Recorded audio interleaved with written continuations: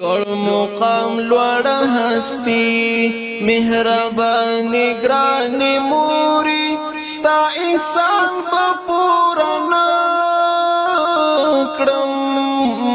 په اسانی ګرانی موري په اسانی ګرانی موري لوړ مقام لوړ هستی مهربانی ګرانی موري ستا احسان په پورا نکړم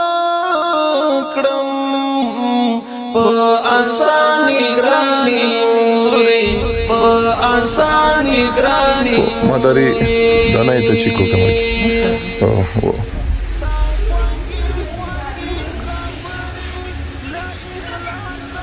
با تکلیف هستی مادر؟ بسیار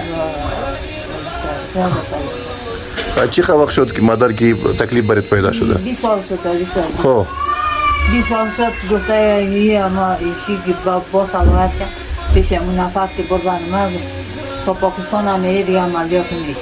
خب گفت دوایش برام پیشکاری از سیرم است. اینجا که گرفتیم دخید از زمین لیش شدم. خب دخی از خوردن هم پاییدیم از گشتن هم پاییدیم. خب بودالا کمی دارم خوردن میکنم.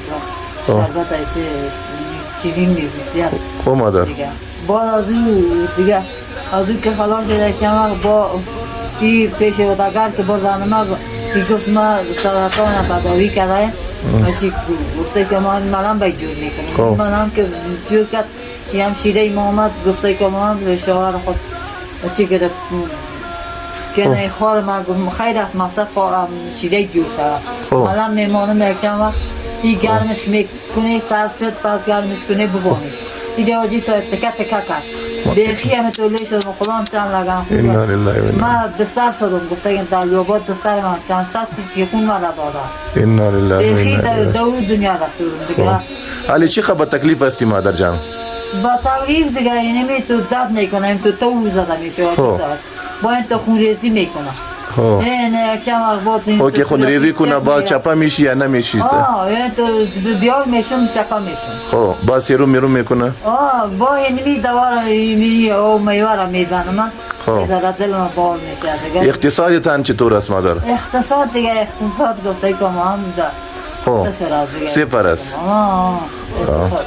اما خب بچایت اولادایت بچای من گفته که مالان میکنن که اولادار هستن روز خدا دیگه قیمتی گفته که من وقت بیچاره میکردن حال نمیتونن میگه مادر ما شکدار هستیم قیمتی ایست مادر از مردم چی میخوایی که چی بکنم و بچایتان برادرایتان که چی کمک بکنم؟ خودشان میفهمند چی را ضرورت داری؟ دوا را ضرورت داری؟ علاج را ضرورت چی را ضرورت داری؟ ضرورت خو این دوا میخورم دوای بالا را خوردن نمیکنم اینمی زوف بیال که میشم اینمی او میوه را میخورم خلاص او میوه را میخوری علاج هم میکنی تداوی میکنی او اقتصادی تان هم صفر است صفر است صحیح است مادر ما انشاءالله کمک میکنیم او دیگه برادرام انشاءالله کمک میکنه انشاءالله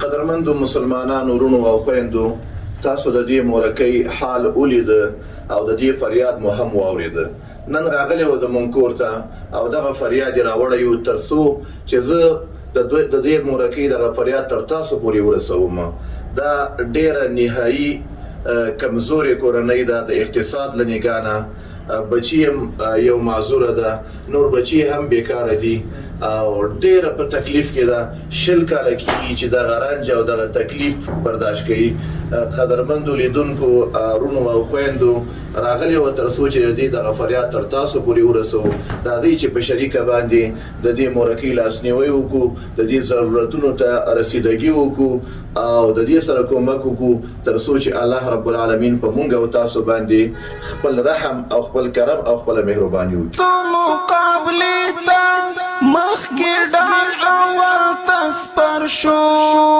مخکې ډال او ورته سپر شو د همت تاریخ در یاد شو د ملالۍ ګرانې مور